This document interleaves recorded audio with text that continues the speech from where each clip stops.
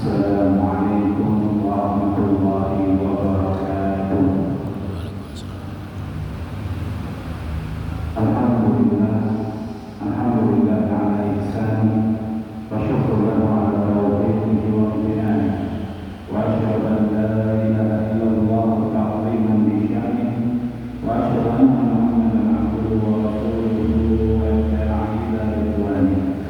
Massallallahu wa sallamu alaihi wa ala alihi wa ashabihi wa man ittaba'a ila yaumiddin. Amma ba'du.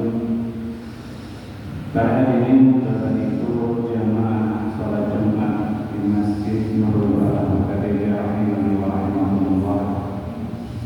Marilah kita bersama menjaga hidup kita dengan Allah Subhanahu wa taala.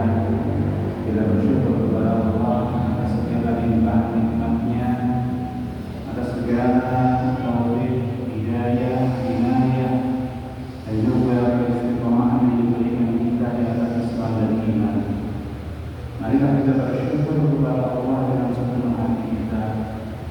Kita meyakini bahwa nikmat ini betul-betul datangnya dari Allah. Apa yang kita dapatkan berupa rezeki, berupa keluarga yang harmonis, berupa kehidupan yang membahagiakan, ini semata-mata nikmat dari Allah.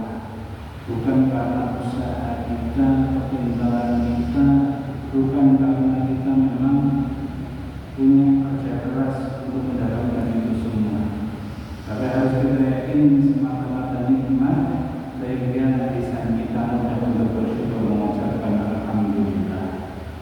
Walaupun tentu datangnya nikmat itu karena sebab kita mendapatkan rezeki karena bekerja, keluarga kita harmonis karena kita berusaha untuk menjadikan keluarga kita keluarga yang sakinah, mawaddah dan rahmah. Ada peran dari suami istri di situ.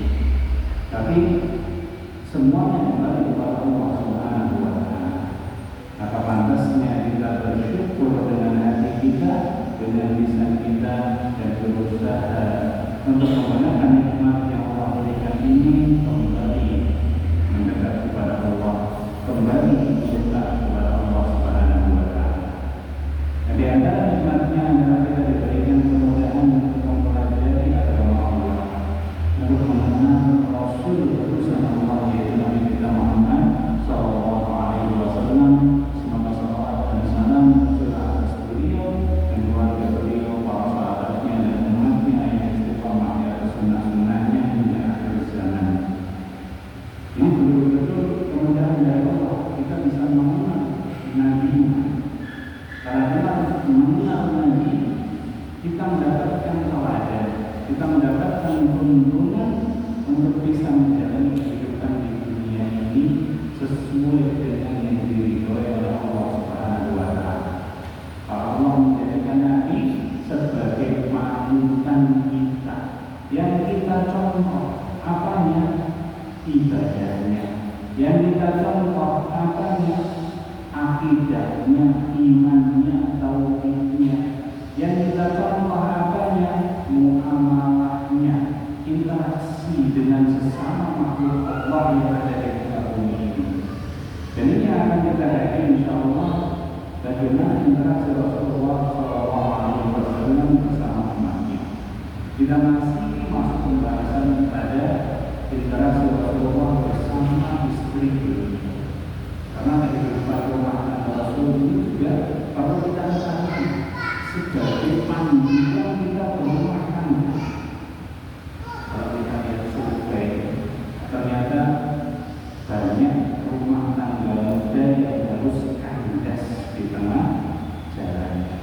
Bukan semata-mata faktor ekonomi saja, tapi bisa jadi karena faktor yang lain, dan lainnya dalam komunikasi, dalam menjaga hubungan, dalam saling menghargai di dalam rumah tangga. Dan yang utama adalah orangnya saling mengingatkan untuk bertakwa kepada Allah Subhanahu wa taala. Ini yang patutnya kita